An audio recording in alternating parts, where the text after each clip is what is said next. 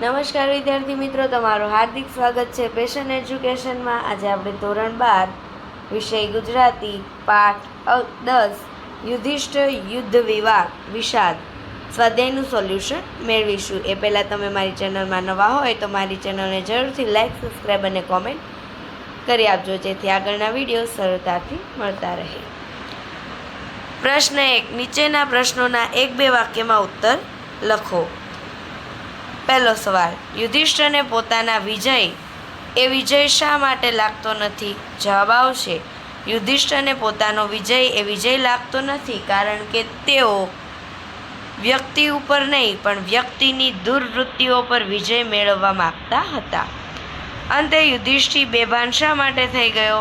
જવાબ આવશે, યુધિષ્ઠિર પશ્ચાતાપને કારણે અત્યંત ભાવવેશમાં આવતા અંતે બેભાન થઈ જાય છે।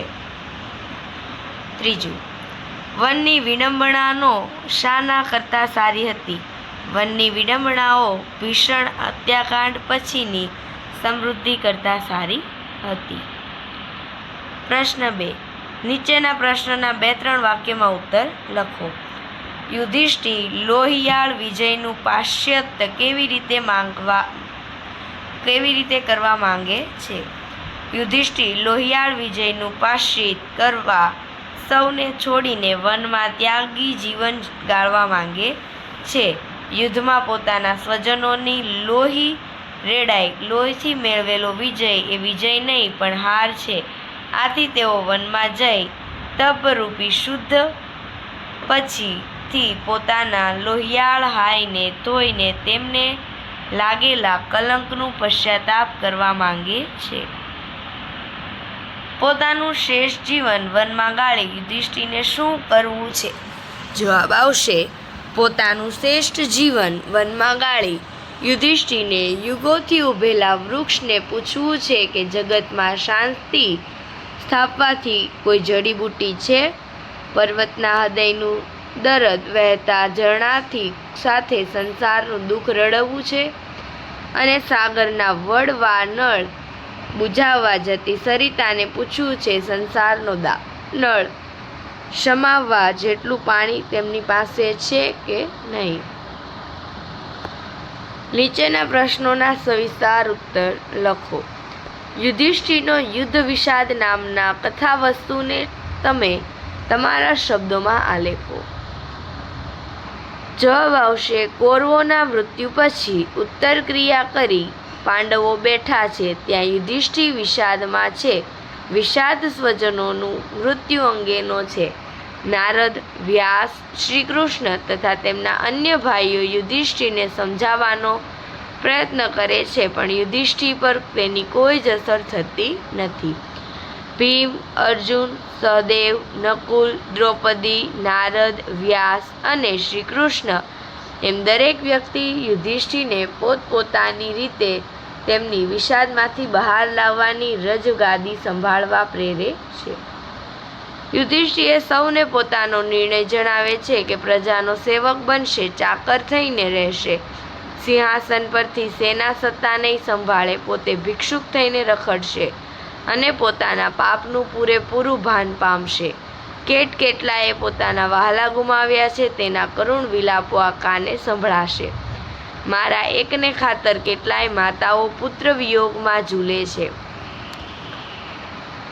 આટલું કહેતા ભાવવેશમાં આવી યુધિષ્ઠિર બેભાન થઈ જાય છે અને એ સમયે ભીમ, અર્જુન અને પાંચાલી પણ પોતાની ભૂલ કબૂલ કરે છે। આમ સૌ યુધિષ્ઠિરના વિચારો સાથે વચ્ચે અંશે સંમત થાય છે અને શ્રી કૃષ્ણ કહે છે, એક રીતે તો યુધિષ્ઠિરનું કહેવું એમ કહી આગળ કંઈ બોલતા નથી પણ એમ કહેવા માંગતા હશે કે યુધિષ્ઠિરનું કહેવું અમુક અંશે સાચું છે।